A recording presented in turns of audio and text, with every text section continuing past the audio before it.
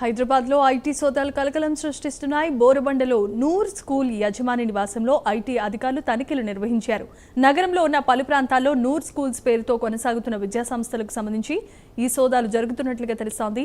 CRPF బందోబస్తు మధ్య IT అధికారులు కీలకమైన పత్రాలు, ఆర్థిక లావాదేవీలపై సోదాలు నిర్వహించారు. రైట్, ఇక ఐటీ సోదాలకు సంబంధించిన మరిన్ని ఇన్ఫర్మేషన్ మా కరెస్పాండెంట్ హరికృష్ణ అందిస్తారు. హరికృష్ణ. Thank you Jemima. హైదరాబాద్లో వరుస ఐటీ దాడులు కలకలం రేపుతున్నాయి. ఎవరైతే అక్రమంగా ఆస్తులు కూడబెట్టారన్న ఆరోపణలు ఎదుర్కొంటున్న అవినీతి పట్ల భరతం పడుతుంది ఐటీ అధికారులు అని చెప్పవచ్చు. ఇప్పుడు ప్రస్తుతం తాజాగా బోరబండలోని నూర్ స్కూల్స్ యాజమాన్యం ఇంట్లో ఐటీ సోదాలు జరుపుతుంది. ఏకకాలంలో నగరంలో నూర్ స్కూల్ పేరిట ఎక్కడెక్కడైతే బ్రాంచ్లు ఉన్నాయో ఆ బ్రాంచ్ల మొత్తంలో కూడా ఈ యొక్క ఐటీ అధికారులు సోదాలు నిర్వహిస్తున్న పరిస్థితి అయితే ఉంది.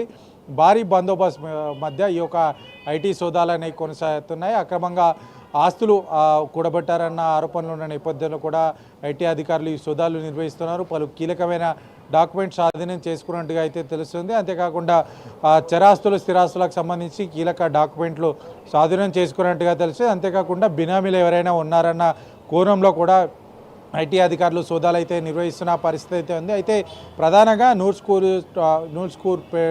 స్కూలు పైన పలు ఆరోపణలు కూడా పెద్ద ఎత్తున ఉన్న నేపథ్యం ఉంది. అటు ఏదైతే స్కూల్స్ పేరిట అక్రమంగా ఈ యొక్క ఫీజులు వసూలు చేస్తూ అదైతే ప్రభుత్వానికి సంబంధించి ప్రభుత్వానికి ఐటీ ట్యాక్స్ చెల్లించకుండా అక్రమంగా ఈ యొక్క ఫీజులు అడ్డగోలుగా వసూలు చేస్తూ వీళ్ళకు పెద్ద ఎత్తున భారీ మొత్తంలో అక్రమంగా సంపాదించినట్టుగా అయితే ఐటీ అధికారులు గుర్తించినట్టుగా అయితే సమాచారం అయితే అందుతుంది. అంతేకాకుండా ఇతర వేరే మార్గాలు, వక్ర మార్గాల ద్వారా కూడా భారీ ఎత్తున ఆస్తులు కూడగట్టినట్టుగా అయితే సమాచారం అవుతుంది. ఈ నేపథ్యంలో ఐటీ అధికారులు సోదాలు నిర్వహిస్తున్నాయి. ప్రస్తుతం ఐటీ సోదాలు అనేవి కొనసాగుతున్నాయి. పలు కీలకమైన డాక్యుమెంట్ స్వాధీనం చేసుకునే నేపథ్యంలో 100 కోట్ల ఆస్తులు ఉండే అవకాశం ఉన్నట్లుగా అయితే సమాచారం అయితే అందుతుంది.